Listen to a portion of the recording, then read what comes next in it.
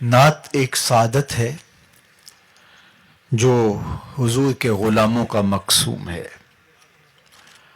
جن لوگوں نے اس مقدس سعادت کو کاروبار بنا لیا اور پیٹ کا دھندا بنا کر کے نعت کے تقدس کو پامال کرتے رہے، ان کے جانے کے بعد دنیا ان کا نام بھی فراموش کر دیتی ہے. اور جنہوں نے نعت کو حضور کی بارگاہ میں با ادب حاضری کا ذریعہ قرار دیا اور عشق رسول کے پھیلاؤ کا اس کو ایک ٹول بنایا، پھر زمانہ ان کے جنازوں کو بھی رشک کی نظر سے دیکھتا ہے. بہت سال نوجوان تھا، آج ان کو مرحوم کہتے ہوئے کلیجہ منہ کو آتا ہے، لیکن یہ ایک اٹل حقیقت ہے کہ جو یہاں آیا ہے اس نے بہرحال پلٹ کے واپس جانا ہے. اس دنیا پر کسی کا مستقل قیام نہیں ہے. زندگی کی سانسیں لمحہ لمحہ ٹوٹ رہی ہیں اور میں اور آپ تیزی کے ساتھ موت کی طرف بڑھ رہے ہیں. یہاں کسی نے بیٹھ نہیں رہنا، بالآخر کوچ کرنا ہے. تو آئیے میں اور آپ اپنے آپ کو مالک کی دہلیز پہ لے جائیں اور موت کی تیاری کریں. مجھے بتاؤ کہ کسی کو پتا تھا کہ یہ چمکتا ہوا چہرہ اور یہ روشن پیشانی جب بولتا ہے تو لہجے کی خوشبو اطراف میں پھیل جاتی ہے، یوں ہی ہاتھوں سے نکل جائے گا؟ کیا میرے اور آپ کے خواب و خیال میں بھی کوئی 2-3 ماہ پہلے یہ کہانی تھی؟ لیکن یہ حقیقت واقعہ ہم اپنی آنکھوں سے دیکھ رہے ہیں. تو اس لیے میں نے اور آپ نے بھی یہاں سے رخصت ہونا ہے. تو خوش نصیب لوگ اور عبرت حاصل کرنے والے لوگ اپنی آخرت کی تیاری کرتے ہیں، ورنہ وہ لوگوں کی وفات پر چند لمحوں کے تعزیتی کلمات کہنے کے بعد اپنی غفلت شیار زندگی کا حصہ بن جاتے ہیں، اور پھر موت جب انہیں اچانک دبوچتی ہے تو پھر وہ کہتے ہیں کاش کہ ہم فلاں کے مرنے سے عبرت حاصل کر لی ہوتی. لیکن اس وقت پھر وقت ہاتھ سے نکل چکا ہوتا ہے. ہمارے مرحوم بھائی کی اچانک وفات ہمیں یہی درس عبرت دیتی ہے.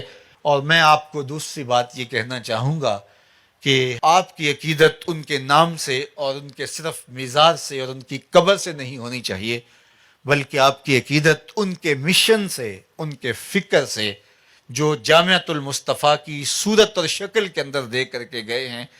آپ کی محبت کا عملی ثبوت اس ادارے کو آپ نے اپنا ادارہ سمجھنا ہے. میں مر کے بھی زندہ ہوں اہل وفا کی محفل میں، میری محفل میں یا میرا مزار نہ پوچھ. تو کسی کی فکر کے ساتھ جڑ جانا، یہ اس کے ساتھ محبت کا حقیقی رنگ اور حقیقی اسلوب ہوا کرتا ہے.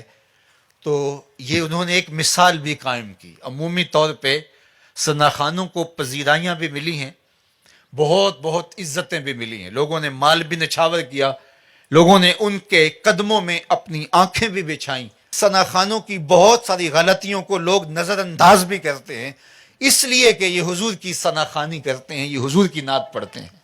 تو پھر ان کا بھی حق ہوتا ہے کہ جس دین نے، حضور کے نام نے ان کو جو عزتیں دی تو وہ بھی ریٹرن کریں اور وہ بھی کچھ پیش کریں. میں نے ایک زمانے میں کہا تھا کہ گلوکاروں نے اور کرکٹرز نے اپنی اس شہرت سے فائدے حاصل کر کے بڑے عالی نصب ہاسپٹل اور بہت کچھ جو ہے وہ فلاحی کام کھڑے کر دیے. کاش کہ یہ ثنا خاں مل کر کے ایک حسان بن ثابت یونیورسٹی ہی بنا دیں. کاش کہ یہ کوئی کام کریں اور ان کی مقبولیت سے امت کو کوئی فائدہ ہو. نعت خوانی صرف آپ کی زبان سے ہی ادا نہ ہو بلکہ عمل اور رویے بھی نعت خوانی پکارتے دکھائی دیں. تو لازم ہے کہ نعت خواں حضور کے نام کی یونیورسٹیاں اپنی مقبولیت کے ذریعے سے قائم کریں. تو میں خراج عقیدت اس قبر کی مٹی کو بھی پیش کرتا ہوں کہ جس قبر میں آسودہ خالد حسنین خالد مرحوم نے یہ ادارہ قائم کر کے حضور کے ساتھ اپنی وفاؤں کا ثبوت دیا. اور پھر حضور نبی رحمت نے اس محبت کو ادھار نہیں چھوڑا، بلکہ جو پذیرائی، جو تکریم، جو عزت اور جو وقار، اللہ اکبر، خالد حسنین خالد کو نصیب ہوا، لگتا نہیں تھا کہ یہ کچھ جنازہ جا رہا ہے، لگتا تھا کسی دولہے کی بارات جا رہی ہے۔ تو یہ حضور کے ساتھ محبت کا عملی رنگ تھا جو زمانے نے دیکھا۔ تو اللہ کی بارگاہ میں دعا ہے کہ اللہ اس تربت نور پہ ہمیشہ اپنی رحمتوں کا نزول فرمائے۔